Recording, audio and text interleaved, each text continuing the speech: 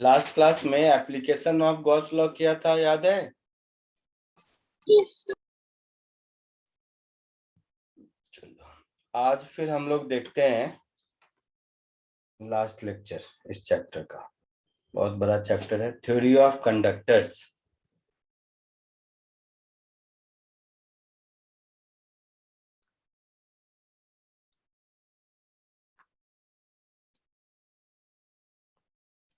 Theory of conductors. Conductor किसको कहते हैं?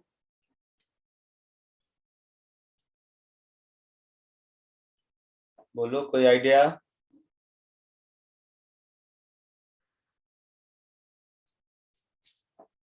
The one which allow the flow of electricity.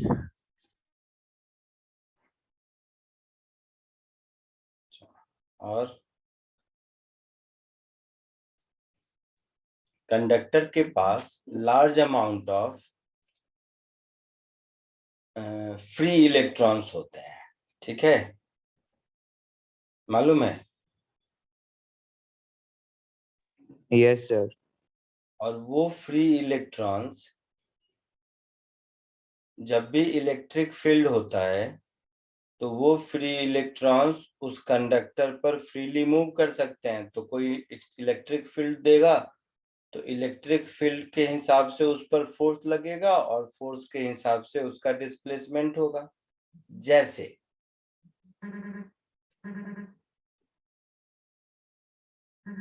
एक सेकंड,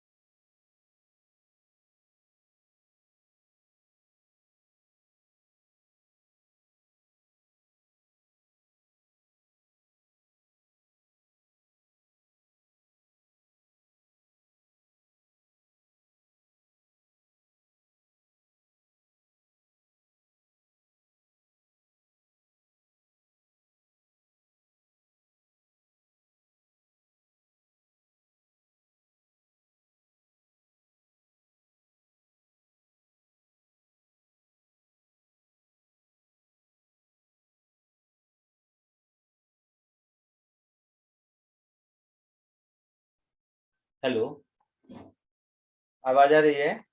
Yes, sir. अभी फोन आ गया था। हाँ, मैं कह रहा हूँ कंडक्टर के पास बहुत फ्री इलेक्ट्रॉन्स होता है, तो फ्री इलेक्ट्रॉन होने की वजह से, जैसे ये कंडक्टर है मान लो, तो अगर मैं कंडक्टर को इलेक्ट्रिक फील्ड में रखूं, जैसे ये इलेक्ट्रिक फील्ड है मान लो यूनिफॉर्म, सिमेट्रिक डायग्राम, मान लो ये एक यूनिफॉर्म इलेक्ट्रिक फील्ड है और इस यूनिफॉर्म इलेक्ट्रिक फील्ड में एक कंडक्टर है,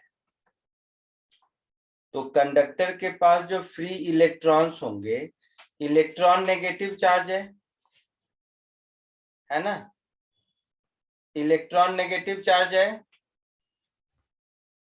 बोलना। Yes, sir. Yes. इलेक्ट्रॉन पर फोर्स इलेक्ट्रिक फील्ड के अपोजिट लगेगा, मतलब इस कंडक्टर के सारे इलेक्ट्रॉन इधर आ जाएंगे इस सरफेस पर, है ना, Yes. और इधर डेफिशिएंसी हो जाएगी, तो इधर नेगेटिव चार्ज अपीयर होगा और इधर पॉजिटिव चार्ज अपीयर होगा, और इसकी वजह से क्या होगा, अब मैं कंडक्टर के अंदर देखूं, जैसा मैंने कहा कंडक्टर के अंदर लार्ज अमाउंट ऑफ चार्ज होता है, तो अगर मैं कंडक्टर के अंदर देखूं तो कंडक्टर के अंदर इलेक्ट्रिक फील्ड एक्सटर्नल भी होगा और इंटरनल इंड्यूस चार्ज की वजह से भी होगा,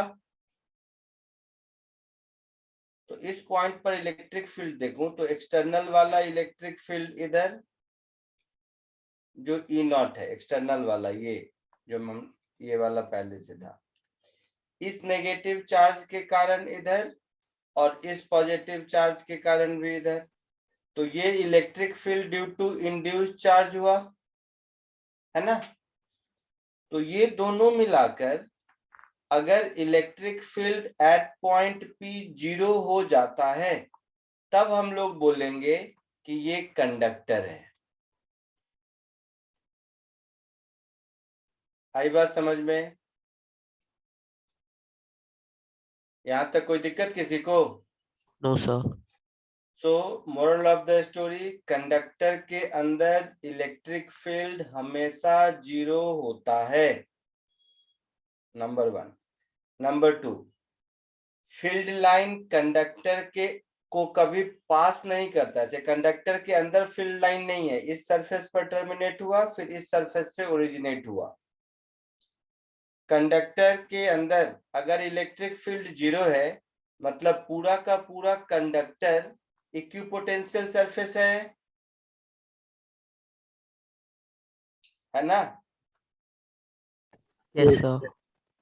तो कंडक्टर से रिलेटेड कुछ थ्योरी है जो मैं पॉइंट वाइज आपको कॉपी कर देता हूं, आप उसको लिख लीजिए, ये थ्योरेटिकल पार्ट है, इसमें प्रॉब्लम का पार्ट ये आप एक बार टोटल 11 पॉइंट्स हैं, इसको लिख लीजिएगा, फिर हम लोग इसके प्रॉब्लम पे आते हैं, इन सारे पॉइंट्स को यूज कैसे करते हैं उस पर।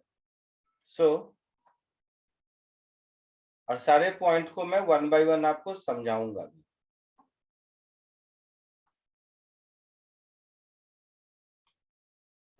ये 9 और 2 पॉइंट और है।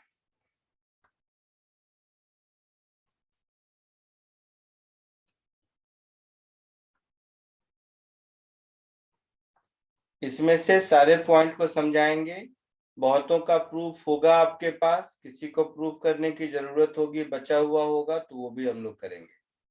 तो ये total theory of conductor, conductor से रिलेटेड 11 पॉइंट्स हैं जो जानना बहुत जरूरी है। एक्चुअल में क्या है कि इस टॉपिक से थ्योरेटिकल क्वेश्चन भी बहुत एकदम माइंड ब्लोइंग आते हैं, और न्यूमेरिकल सॉल्व करने में जो बहुत ज्यादा एडवांस लेवल के न्यूमेरिकल्स होते हैं उसमें इन सारे कॉन्सेप्ट का बहुत यूज भी होता है, तो थोड़ा बहुत हम लोग अभी न्यूमेरिकल पॉइंट ऑफ व्यू से भी देखेंगे। तो मेरा आइडिया है कि पहले ये जो 11 पॉइंट है, 10-11 पॉइंट्स, इसको आप कॉपी कर लीजिए, फिर मैं एक एक पॉइंट को समझाता हूँ, ठीक है, जल्दी।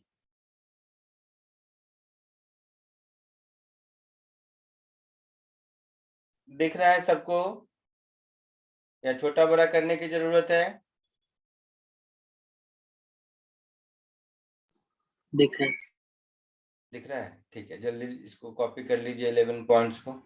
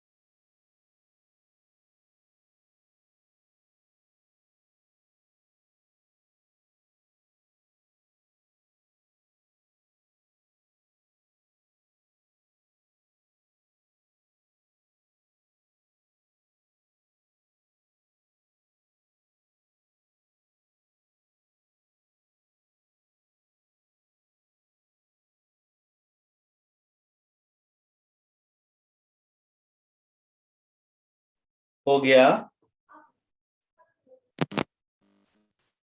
No, sir. जल्दी कीजिए।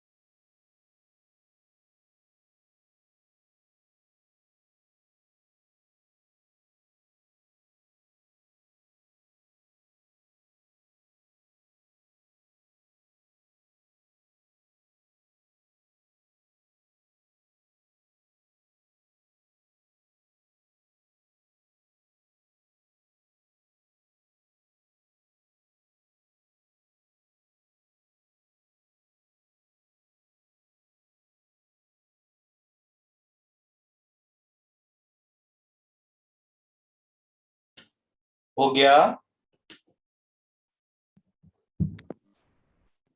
No, sir.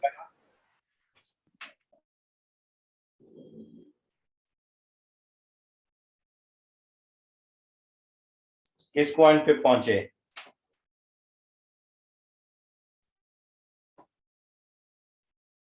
Sir, 9th point. ठीक है, जैसे ही हो जाए बताओ, फिर ये सारे 11 पॉइंट को समझाना है मुझे। Yes, sir.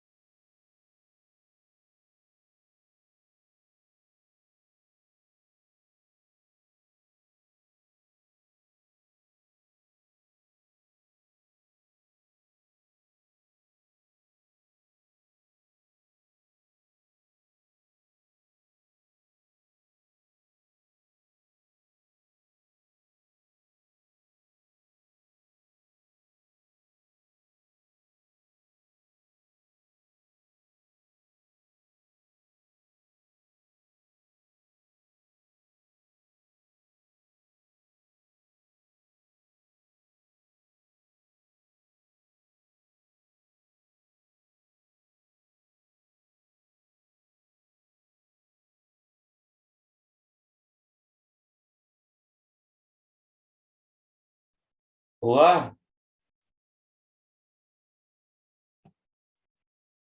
बोलो। Yes, sir. Yes, sir. आगे बढ़े। Yes, sir. Yes. ठीक है,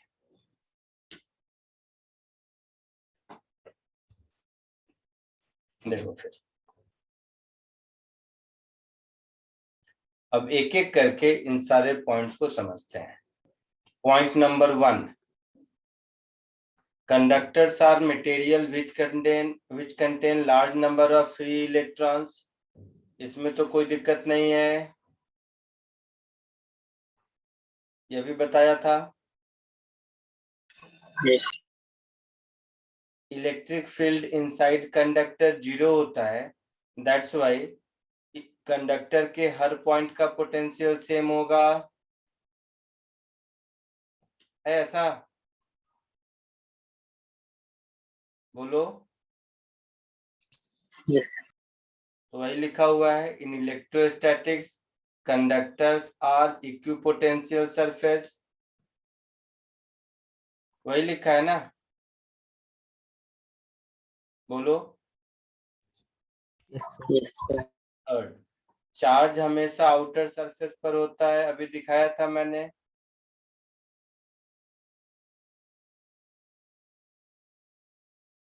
तो 1 2 3 में कोई दिक्कत है?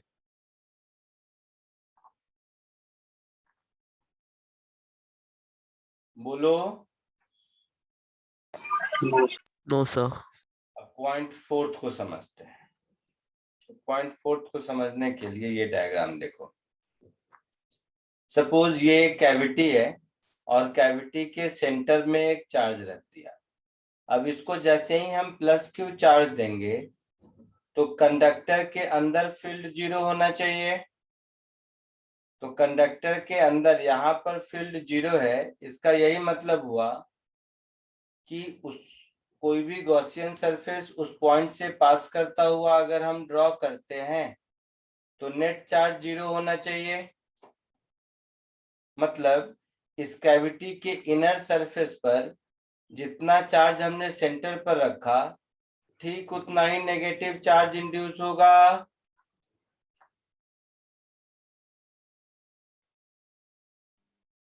है ना? और कंडक्टर इलेक्ट्रिकली न्यूट्रल। नहीं समझा ये वाला। नहीं समझा? अच्छा चलो।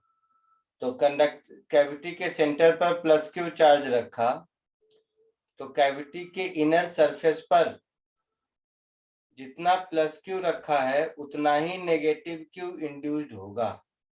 रीजन इसका ये है कि कंडक्टर के अंदर इलेक्ट्रिक फील्ड 0 होना चाहिए, होना चाहिए। बोलो। Yes, sir. Yes, sir. Conductor के अंदर इलेक्ट्रिक फील्ड 0 होगा तो कोई एक पॉइंट P रख लो कंडक्टर के अंदर, वहां पर फील्ड 0 होना है।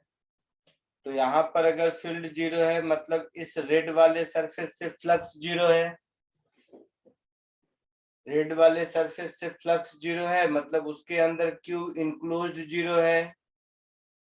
तो क्यू इनक्लोज्ड 0 है तो यहाँ पर मैंने प्लस क्यू चार्ज रखा है, तो जरूर इस कैविटी के इनर सरफेस पर उतना ही माइनस क्यू जनरेट हुआ होगा, तभी क्यू इनक्लोज 0 होगा ना। बोलो। Yes. ये बात समझा? Yes, sir. और कंडक्टर इलेक्ट्रिकली न्यूट्रल है, कंडक्टर पर तो चार्ज डाला नहीं है, चार्ज कैविटी में डाला है। तो कंडक्टर के इनर सरफेस पर जितना माइनस चार्ज है उतना ही प्लस चार्ज बाहर के सरफेस पर होगा।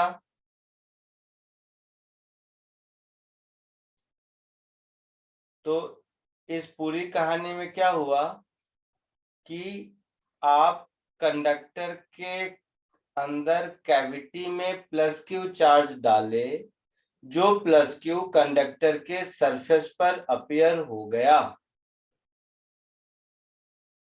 ठीक है, तो वही लिखा हुआ है, if there is a cavity inside conductor having no charge then charge will always reside only on the outer surface of conductor. तो अंदर जो Q चार्ज डाला वो फाइनली आउटर सरफेस पर बाहर अपीयर हो रहा है, ये दिखा। तो यही आपका 0.4 था। कोई डाउट?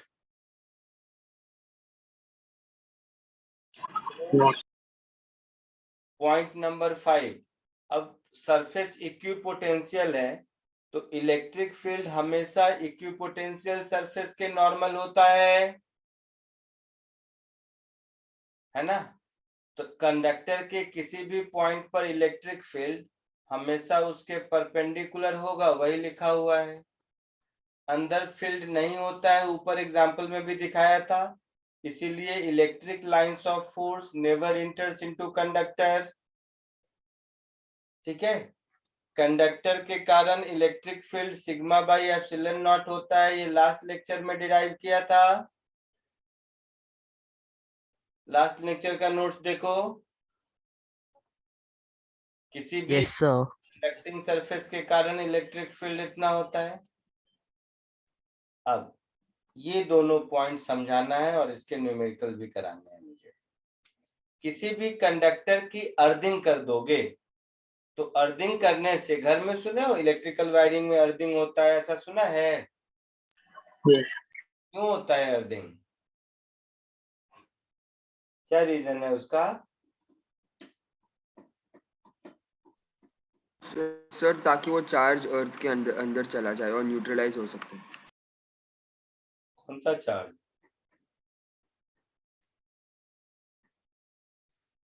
सर डिवाइस के बॉडी पे जो चार्ज होता है वो। नहीं, ऐसा कुछ नहीं है। क्या है कि पोटेंशियल ऑफ अर्थ 0 है। 0 का मतलब ये हुआ कि अर्थ के अंदर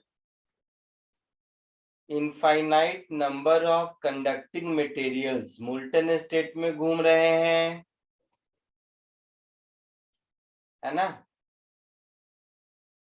बोलो। जितने भी यस सर। आयरन ओर्स फलाने ढिकाने हैं तो वो सब मोल्टन स्टेट में घूम रहा है। मतलब अर्थ के अंदर बहुत सारे इनफाइनाइट नंबर ऑफ चार्ज है, इलेक्ट्रॉन से, यही मतलब हुआ ना? बोलो।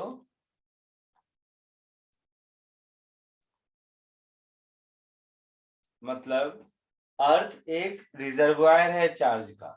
तो अगर किसी कंडक्टर को हम अर्थ से कनेक्ट कर देंगे तो उसका पोटेंशियल अर्थ के बराबर, दैट इज 0 पोटेंशियल हो जाएगा। वो 0 पोटेंशियल लेने के लिए अगर अर्थ से कुछ चार्ज लेना पड़े तो लेगा, अर्थ को कुछ चार्ज देना पड़े तो देगा भी। आई बात समझ में? So any conductor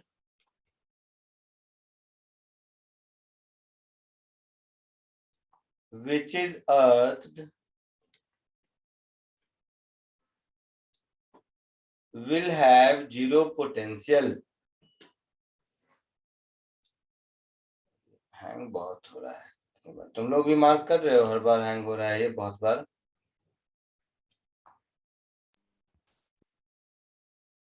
Any conductor which is earthed will have 0 potential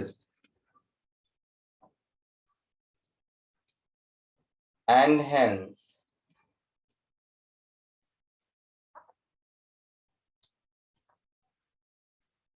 it can give or take, या तो ले सकता है और दे भी सकता है, डिपेंड करता है कैसी रिक्वायरमेंट है।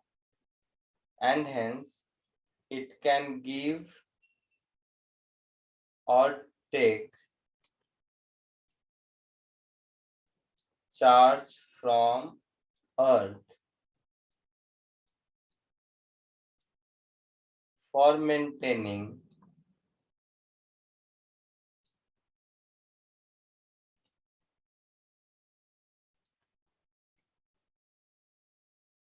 Zero potential. आई बात समझ में? So moral of the story, जो कंडक्टर अर्थ के साथ अटैच्ड है उस पर चार्ज कांस्टेंट नहीं रहेगा। उस पर चार्ज, मान लो कोई कंडक्टर इस पर 5 कूलम का चार्ज है और वो अर्थ से अटैच है, तो उस पर चार्ज 5 कूलम ही रहेगा, ऐसा नहीं है। वो अर्थ से चार्ज ले भी सकता है, अर्थ को चार्ज दे भी सकता है। जो बात कांस्टेंट रहेगी वो ये कि उसका पोटेंशियल 0 है। ठीक है, आई बात समझ में? हाँ, अब वो कंडक्टर अगर आइसोलेटेड है तब तो सारा चार्ज ग्राउंड में चला जाएगा, लेकिन आइसोलेटेड नहीं होगा तो सारा चार्ज ग्राउंड में जाएगा, ऐसा कुछ बोल नहीं सकते। इसको हम लोग न्यूमेरिकल के थ्रू अभी देखेंगे। बाकी 2 पॉइंट देखो, इस पे भी न्यूमेरिकल पिछली बार कराया था कि 2 कंडक्टर को अगर अटैच कर दिए तो दोनों के बीच चार्ज का ट्रांसफर तब तक होगा जब तक दोनों का पोटेंशियल इक्वल नहीं हो जाता। क्या था पिछली बार? बोलो।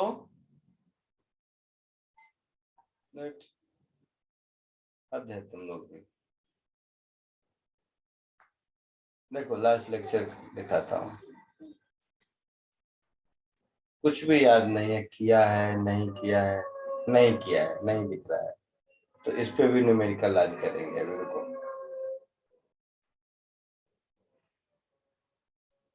ठीक है, चलो इन सब चीजों पे कुछ कुछ न्यूमेरिकल्स करके मैं आपको एक्सप्लेन करता हूँ इन बातों का मतलब क्या है। जैसे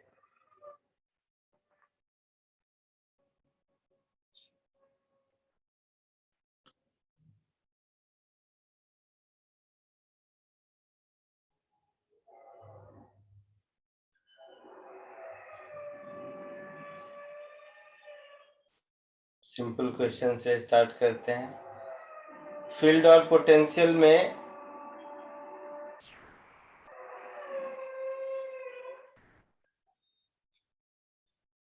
स्फेरिकल कंडक्टर के लिए फील्ड पोटेंशियल सिखाया था, अभी देखा। तो ये वाला क्वेश्चन करो, तो कराया था पहले ये वाला। देखो तो ये सेम क्वेश्चन कराया है क्या? Yes, sir. Yes. कराया है ना? Yes, sir. ठीक है, तो स्फेरिकल कंडक्टर के पोटेंशियल और फील्ड का क्वेश्चन इसका मतलब कराया है। कंडक्टर के कनेक्शन वाला फिर नहीं कराया होगा।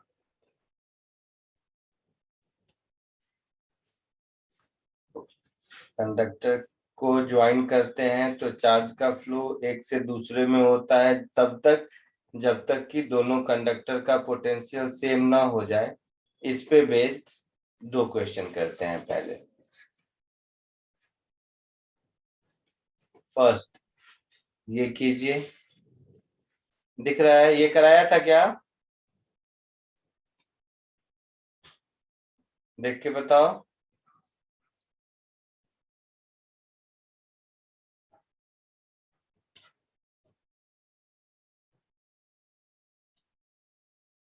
नहीं कराया था? कराया था ये भी? First one. क्या? हाँ ना, कुछ तो बोलो। No, sir. First वाला करा है. अच्छा, ये जो फर्स्ट लिखा है कराया था, तो वही तो मैं अभी यस सर। देखो, ये इसलिए तो अभी मैंने पूछा। देखो यहाँ पर वही लिखा हुआ है कि किसी भी कंडक्टर के को जब 2 कंडक्टर को ज्वाइन करते हैं तो चार्ज का ट्रांसफर तब तक होता है जब तक कि दोनों का पोटेंशियल सेम ना हो जाए। इस पे बेस्ड क्वेश्चन कराया है, मैंने पूछा तो आप लोगों ने कहा नहीं। ये जो था आपका पॉइंट नंबर 10। ठीक है, तो अर्थिंग वाला कराता हूँ फिर। इस पे इस तरह का एक ही क्वेश्चन कराया था या 2-3 कराया था? दो तीन. चलो अब अर्थिंग वाले कॉन्सेप्ट के क्वेश्चन देखो।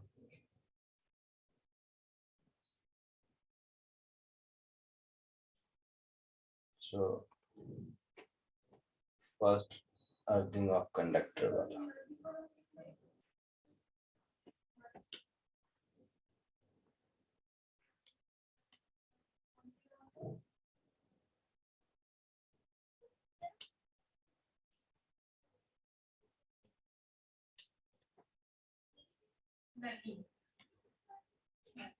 ये दिख रहा है?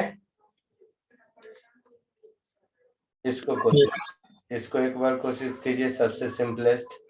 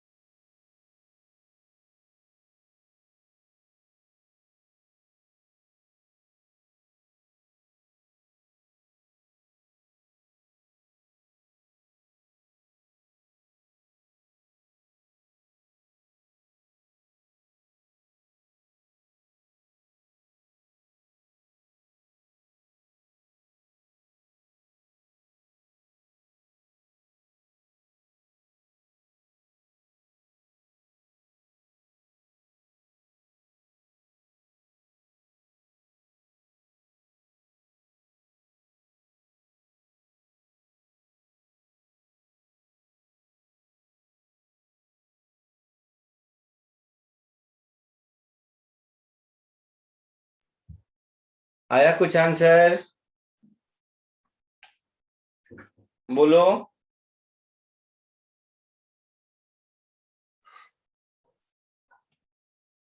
एकदम तुम लोग कुछ भी रिस्पॉन्ड नहीं करते हो।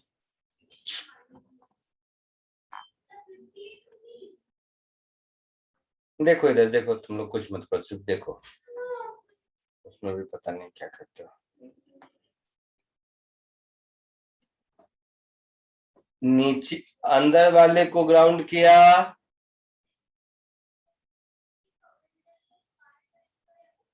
तो अंदर वाले की मान लो अर्थिंग कर दी,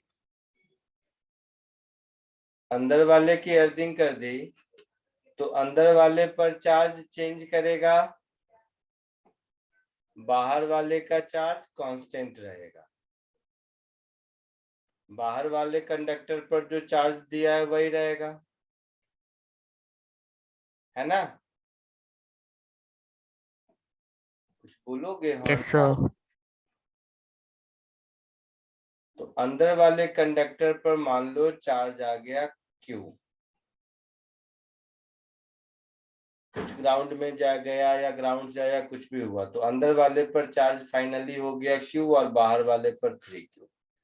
अब ये जो अंदर वाला स्फीयर है 1, यहाँ का पोटेंशियल 0 होना चाहिए, होना चाहिए।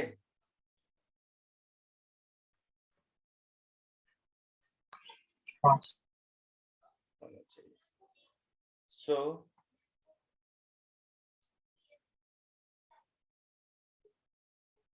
Potential of 1 should be 0। 1 पर पोटेंशियल क्या होगा कि एक तो इसके खुद के चार्ज की वजह से KQ/R होगा, प्लस जो बाहर का चार्ज है उसकी वजह से पोटेंशियल कितना होगा बताओ? KQ/2R। इनसाइड पॉइंट पर, कंडक्टर के इनसाइड पॉइंट पर पोटेंशियल उतना ही रहता है जितना सरफेस पर रहता है। Yes, sir. तो Q की जगह है 3Q यहाँ पर, तो बाहर वाले सरफेस की वजह से पोटेंशियल हो गया K इंटू बाहर वाले का चार्ज 3Q/2R। मतलब जो बाहर वाले के सरफेस पर होगा उतना ही पोटेंशियल उसकी वजह से अंदर हर पॉइंट पर होगा, तो इन दोनों का सम 0 होना चाहिए। तो यहां से मुझे मिल गया small q is equal to -3Q/2R होगा। -3Q/2, बोलो small q is -3Q/2। Yes, sir. Small q is -3Q/2। तो अंदर में पहले चार्ज -Q था और अब चार्ज -3Q/2 हो गया। इसका मतलब है ग्राउंड से कितना चार्ज लिया या ग्राउंड को कितना चार्ज दिया, बोलो?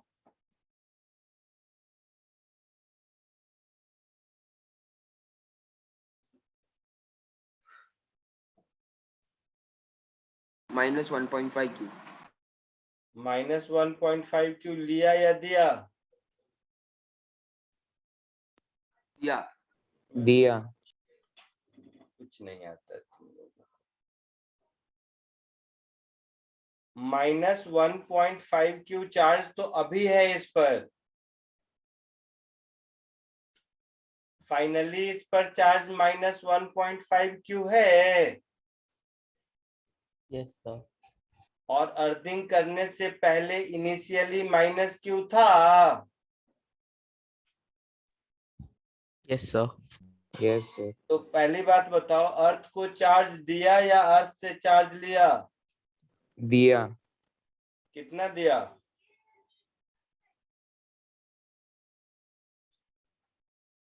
-0.5। हेंस माइनस नहीं प्लस देगा, तब तो माइनस बढ़ेगा।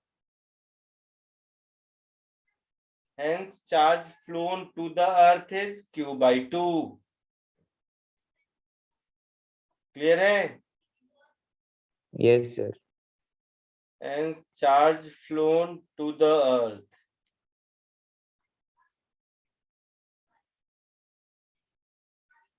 कितना Q/2? कोई डाउट?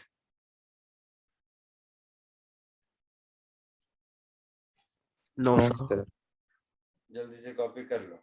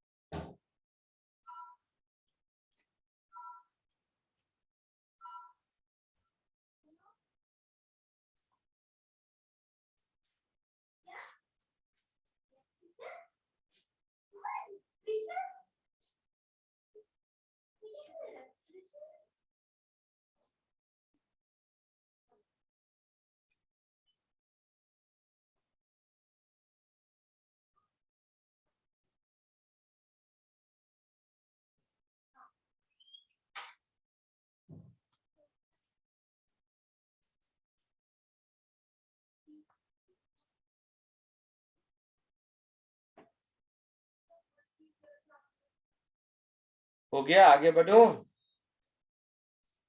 Yes, sir. ठीक है. सिमिलर सा ये नेक्स्ट क्वेश्चन कीजिए. Question number 2.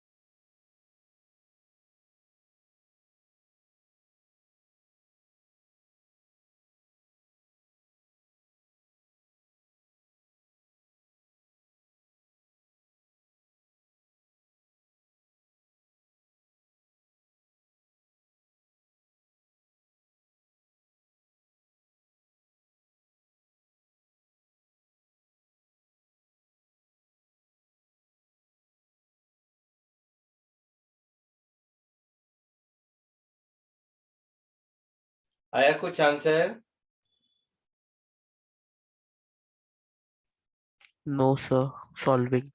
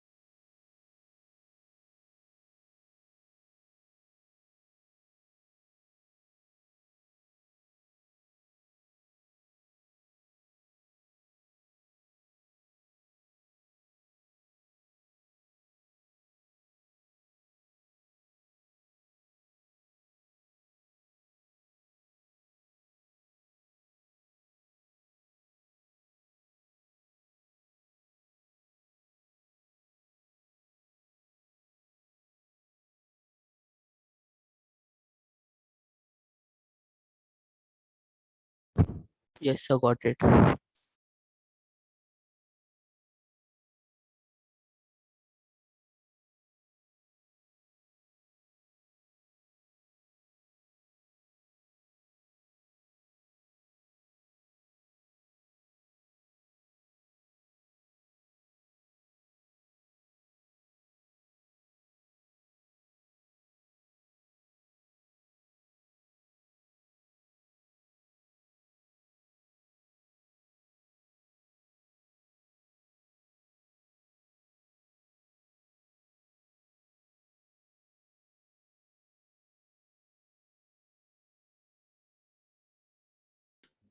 हो गया?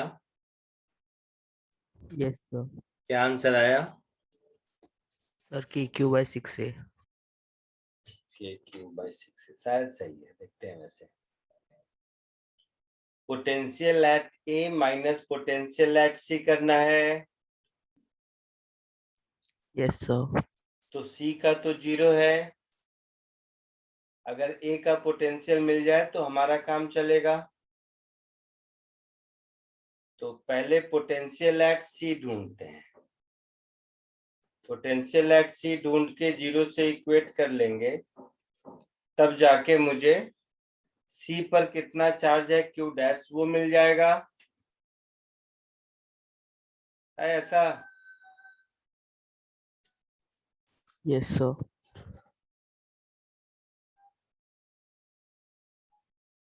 तो पोटेंशियल एट सी को 0 कर देते हैं। बहुत क्रैश हो रहा है, जैसे ही कुछ लिखता हूं मैं।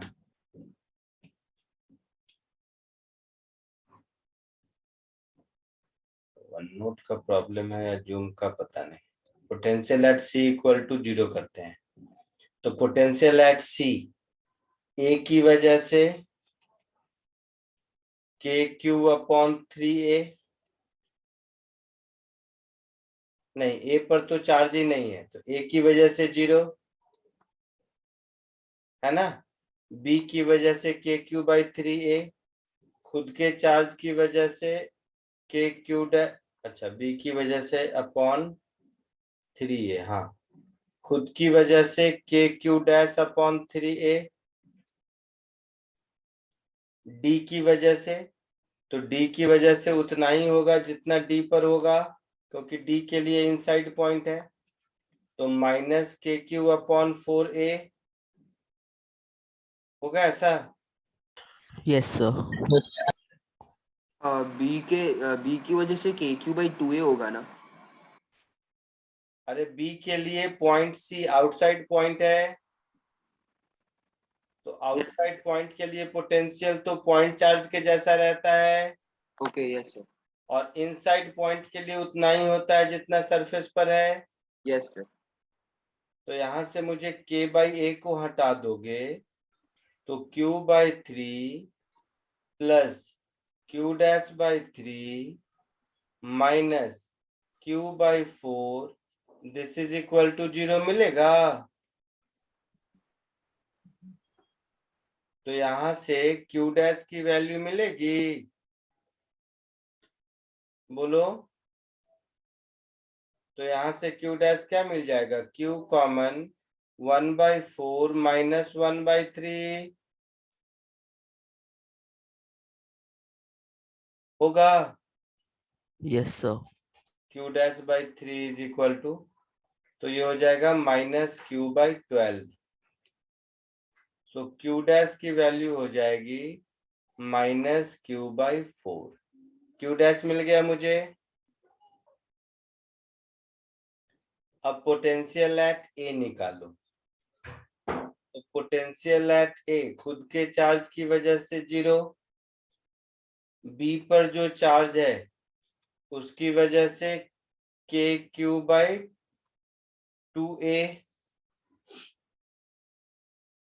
बी के लिए ये इनसाइड पॉइंट हुआ ना, तो बी के चार्ज की वजह से KQ/2a, सी पर के चार्ज की वजह से KQ'/3a, और डी पर के चार्ज की वजह से KQ/4a। ऐसा होगा?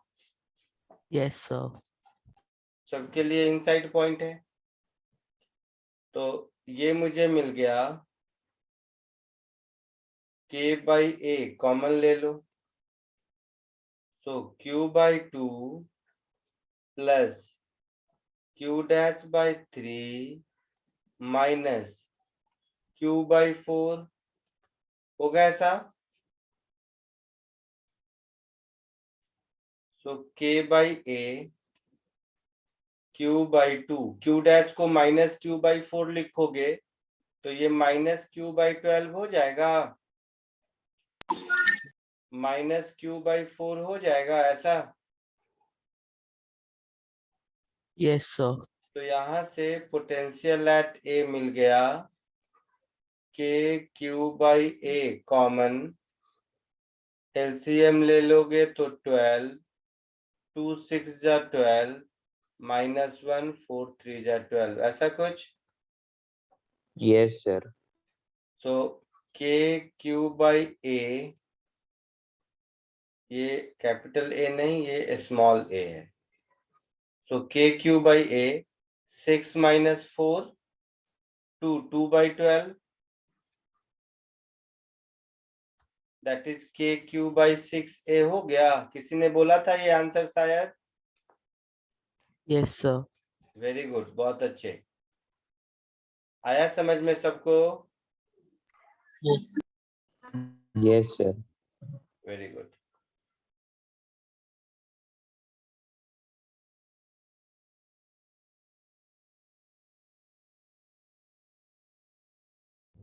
आगे बढ़े। Sir, 1 minute, sir.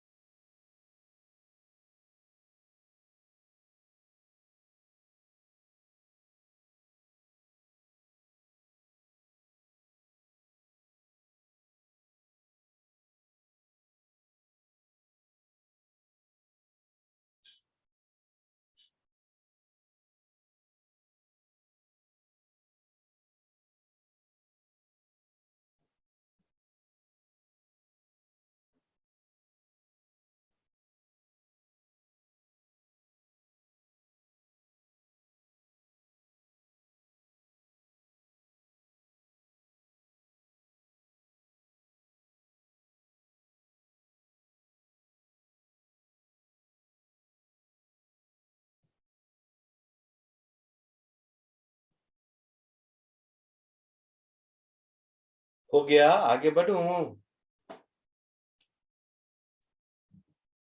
Yes, sir. ठीक है, चलिए।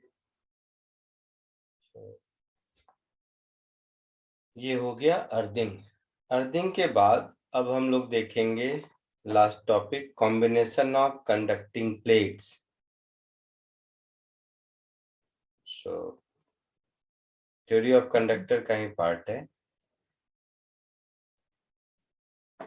Combination of conducting plates.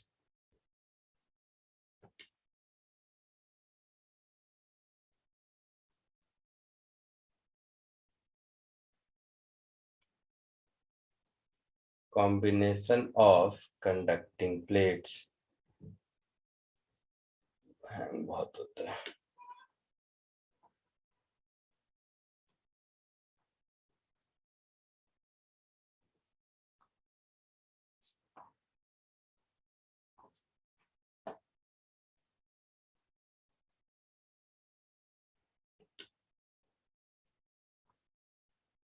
Combination of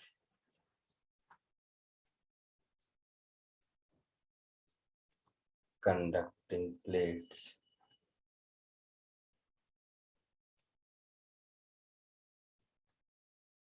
देखो,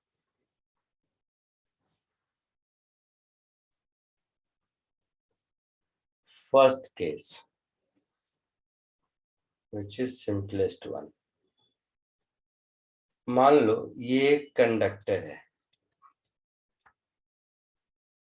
इस कंडक्टर पर अगर हमने चार्ज Q दिया तो वो चार्ज इसके दोनों सरफेस पर इक्वली डिस्ट्रीब्यूट होगा। इस आउटर सरफेस पर Q/2 होगा और इस आउटर सरफेस पर Q/2 होगा, हाँ या ना? Yes, sir. बट इसका क्या लॉजिक है, ऐसा क्यों होगा, क्या रीजन है बताओ?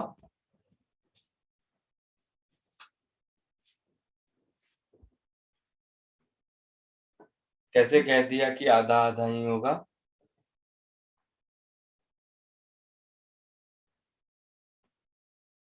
देखो, ऐसे कंडक्टर है तो अंदर के किसी पॉइंट पर फील्ड 0 होना चाहिए।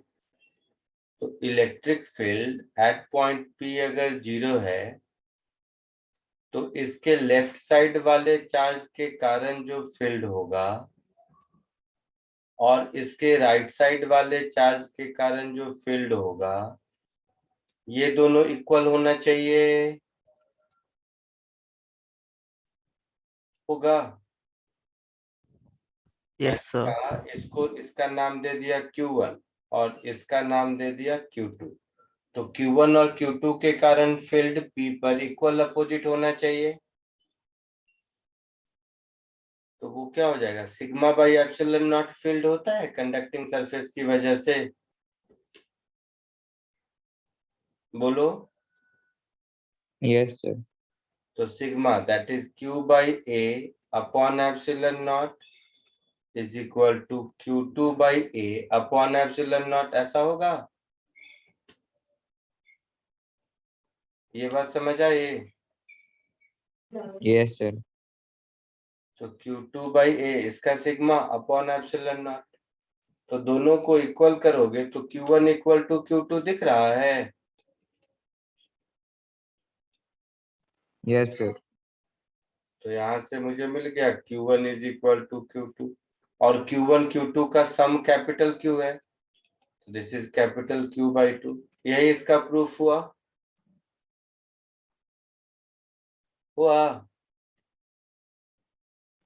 Yes sir. Yes, sir. तो ये कॉन्सेप्ट तो आसान है। दिक्कत कब होती है, जब एक से ज्यादा प्लेट हो। जैसे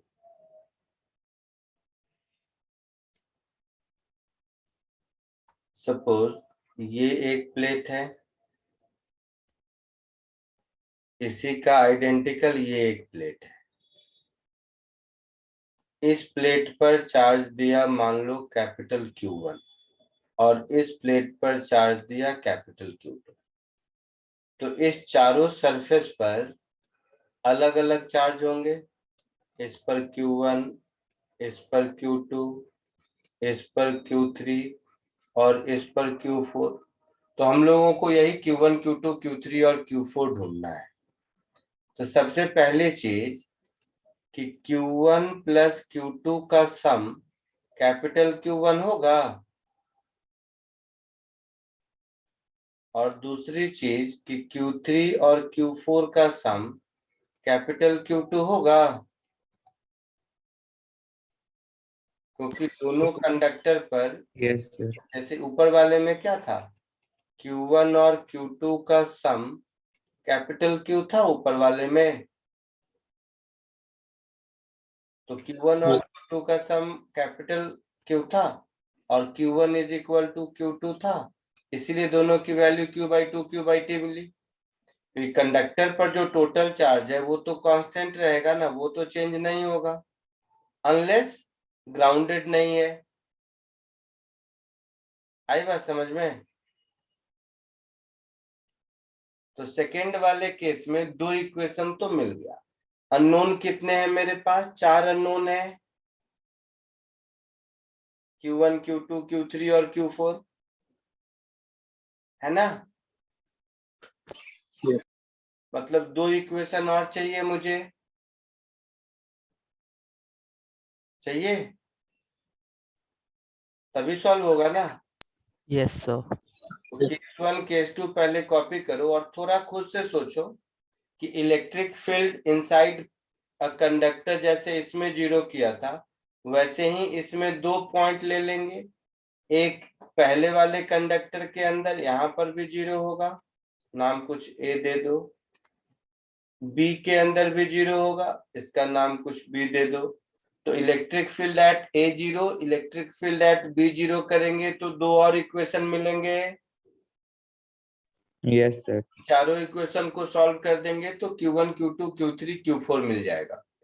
उसके बाद वहां से एक पैटर्न देखने को मिल जाएगा जिससे कितने भी प्लेट्स हो हम लोग चार्ज का डिस्ट्रीब्यूशन ओरली कर पाएंगे। तो पहले इतना कॉपी करो, फिर electric field at A, electric field at B को जीरो करने की कोशिश करो। खुद से कुछ आया तो ठीक, नहीं तो मैं कर देता हूँ जल्दी। 5 मिनट का टाइम है कॉपी करने का आपके पास। कॉपी करने को इसलिए दे रहा हूँ क्योंकि आगे समझने का काम है थोड़ा।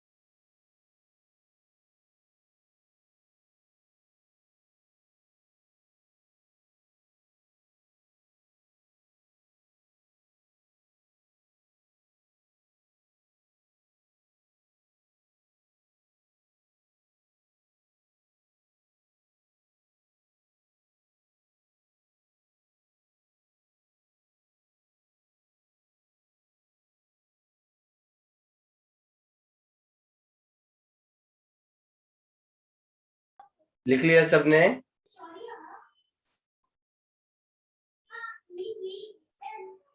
लिख लिया सबने? Yes, sir. अब देखो, ध्यान से देखो।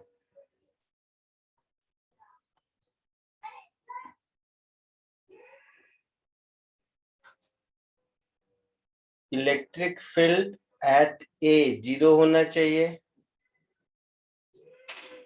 होना चाहिए,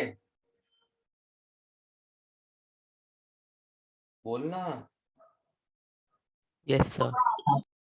तो पॉइंट ए पर देखोगे तो 1 के कारण इलेक्ट्रिक फील्ड इधर होगा, बट 2 के कारण, 3 के कारण और 4 के कारण इधर होगा। Yes, sir. अच्छा, वही Q बाई एप्सिलॉन नॉट करते रहोगे तो यहां से तुम्हें मिल गया Q1 is equal to Q2 plus Q3 plus Q4, ऐसा मिलेगा? बोल बेटा। Yes, sir. So Q1 minus Q2 is capital Q2.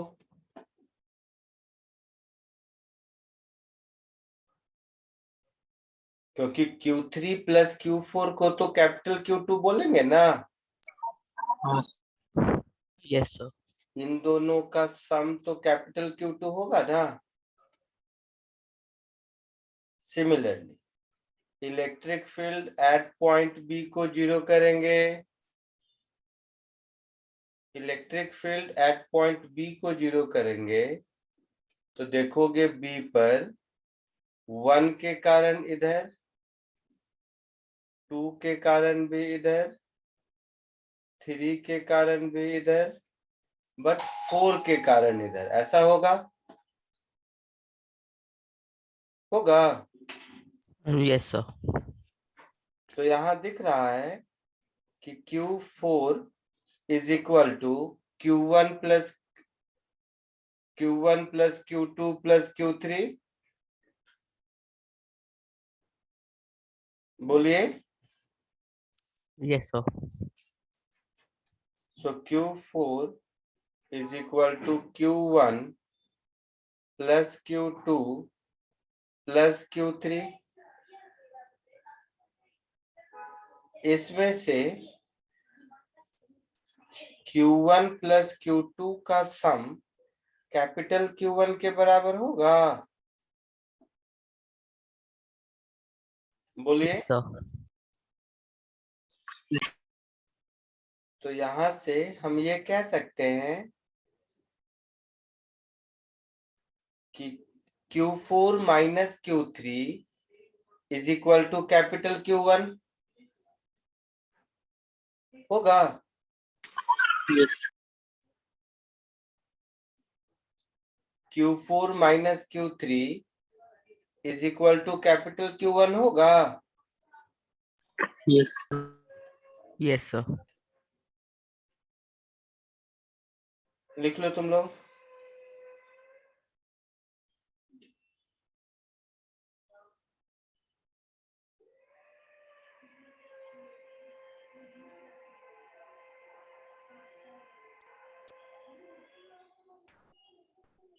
ठीक है, तो 2 इक्वेशन ऊपर और 2 इक्वेशन नीचे दिख रहा है। जैसे Q1 plus Q2 capital Q1 है और Q1 minus Q2 capital Q2 है, तो इन दोनों से Q1 Q2 मिल जाएगा। Yes. उसी तरह Q3 plus Q4 capital Q2 है और Q4 minus Q3 capital Q1 है, तो इससे Q1 Q3 Q4 मिल जाएगा। Yes. तो सॉल्व करके देखो क्या मिलेगा।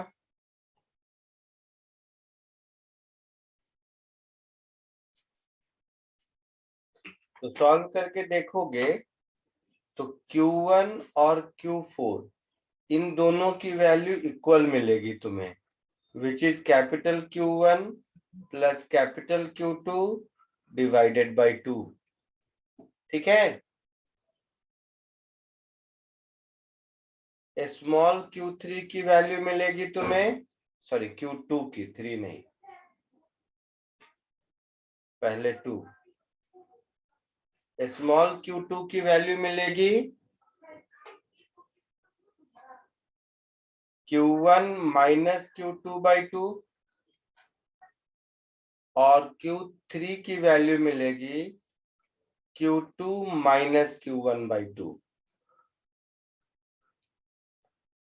सॉल्व करके देखो तो यही मिल रहा है।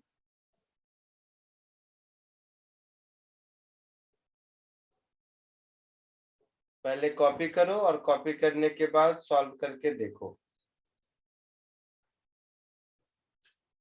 और फिर बताओ यही मिला या कुछ और मिला। Final answer Q1, Q2, Q3 और Q4 का यही होगा।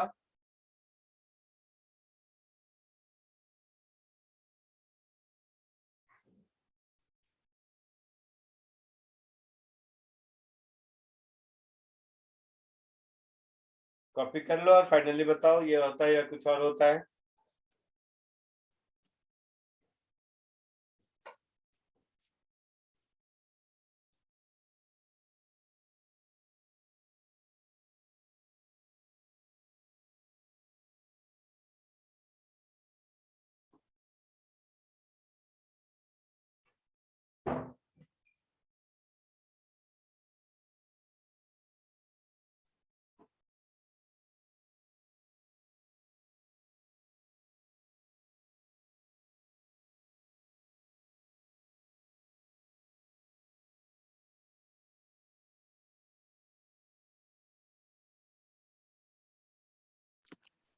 यस सर, यही मिला। यही मिला ना। तो इस रिजल्ट को अगर ध्यान से देखोगे तो सिमिलैरिटी नजर आ जाएगी। पहली सिमिलैरिटी, फेसिंग सरफेस पर इक्वल अपोजिट चार्ज होता है। देखो Q2 और Q3 एक दूसरे का इक्वल अपोजिट है। Yes, sir. दूसरा, दोनों एक्सट्रीम सरफेस पर टोटल सम ऑफ चार्जेस का आधा आधा होता है।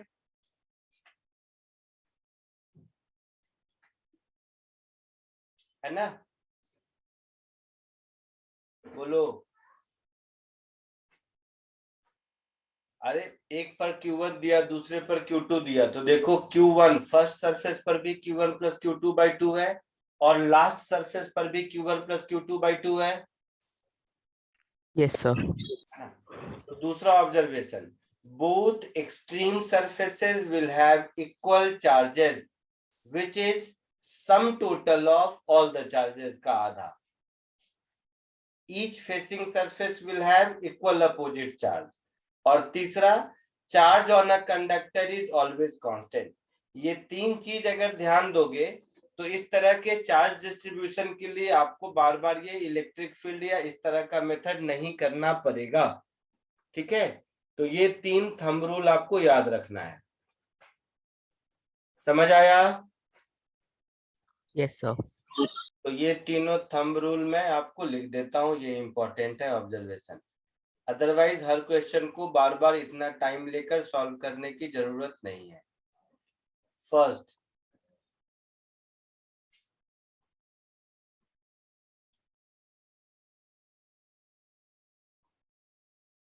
outermost surfaces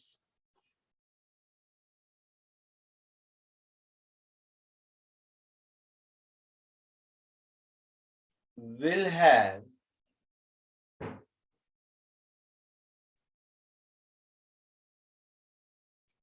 equal charges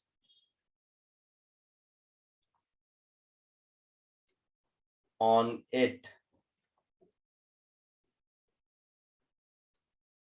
which is half of total charge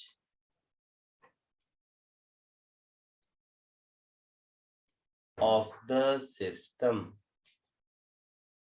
मतलब Q out, दोनों आउटर सरफेस पर जो चार्ज होगा that is half of summation of Q होगा। पहला ऑब्जर्वेशन समझ आया?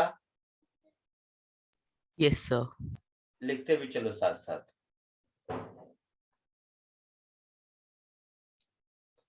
दूसरा observation,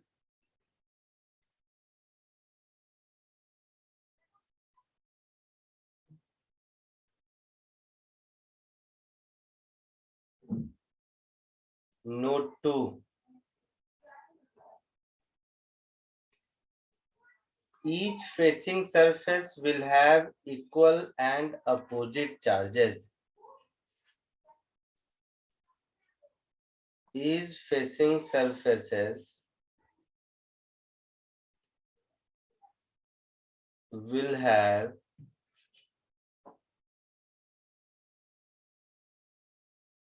equal and opposite charges on it.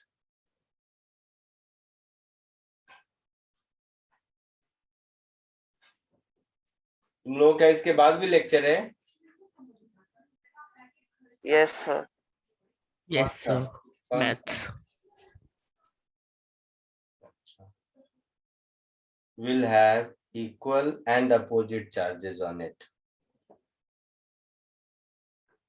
लिखते भी चलो साथ साथ, क्योंकि मेरा पेन थोड़ा स्लो कर रहा है, पता नहीं बार बार क्यों हो रहा है। हो गया sir. Will have equal and opposite charges on it.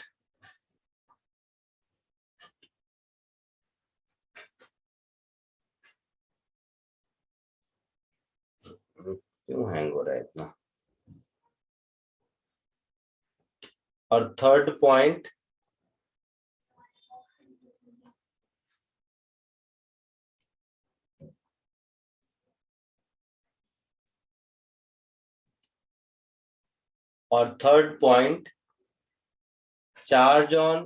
total charge on each conductor will remain constant. So third point, total charge on each conductor will remain constant.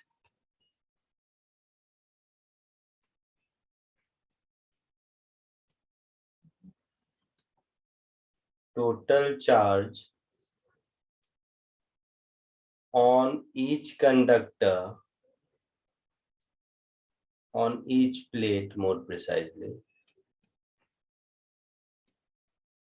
will remain unchanged. Will remain unchanged. लिख लिया सबने साथ में? Yes sir. Yes, sir.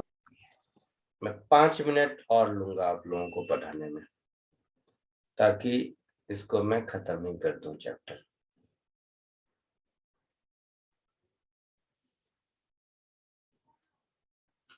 जैसे just इस point को समझने के लिए देखो, तुम लोग खुद ओरली बता दोगे। एक ये क्वेश्चन बताओ,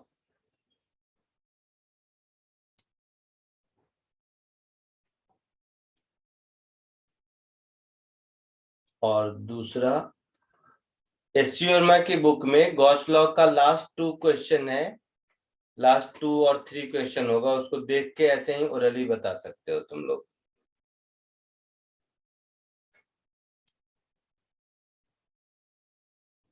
और सॉल्व करने जाओगे तो बहुत लेंदी अप्रोच, वो इलेक्ट्रिक फील्ड जीरो करो ऐसा वैसा, तो उससे बेहतर ये तीनों थंब रूल याद रखोगे प्लेट के केस में, तो आपको इस तरह के क्वेश्चंस आपसे ओरली सॉल्व हो जाएंगे।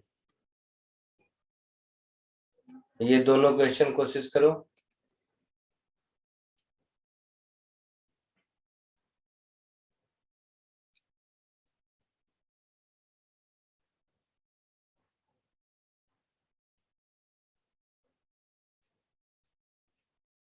फटाक से।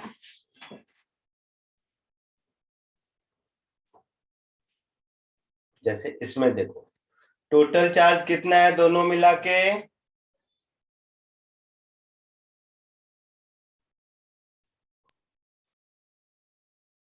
कितना है दोनों मिला के? 3Q. 3Q। तो इस पर 3Q/2 और इस पर 3Q/2। कोई दिक्कत? No, sir. Total charge constant रहता है, तो ये Q है, उसमें से ये 3Q/2 है, मतलब इस पर चार्ज कितना हो गया? -Q/2 हो गया। Yes, sir. और ये -Q/2 हो गया, मतलब इस पर +Q/2 होगा।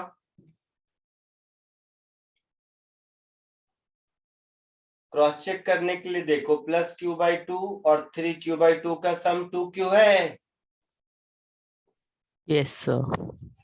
ठीक है, वैसे ही इसमें टोटल चार्ज कितना हो गया?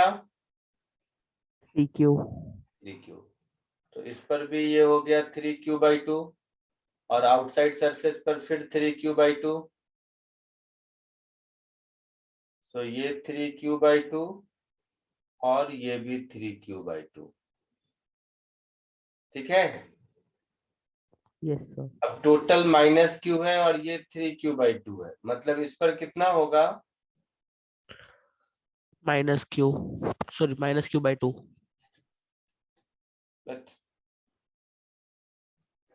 -5Q/2।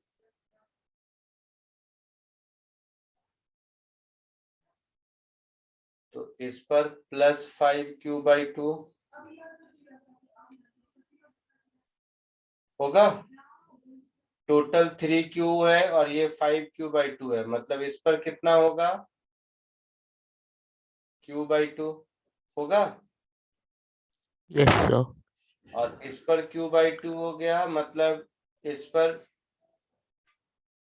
Equal opposite, that is -Q/2। इन दोनों को सम करके देखो, Q आता है। Yes, sir. आया समझ में ये कॉन्सेप्ट? Yes. नेक्स्ट चैप्टर में हम लोग नेक्स्ट क्लास में कैपेसिटर स्टार्ट करेंगे। ठीक है, चलो आज के लिए इतना ही, नेक्स्ट लेक्चर में मिलते हैं। Thank you, sir. Thank you, sir. Bye.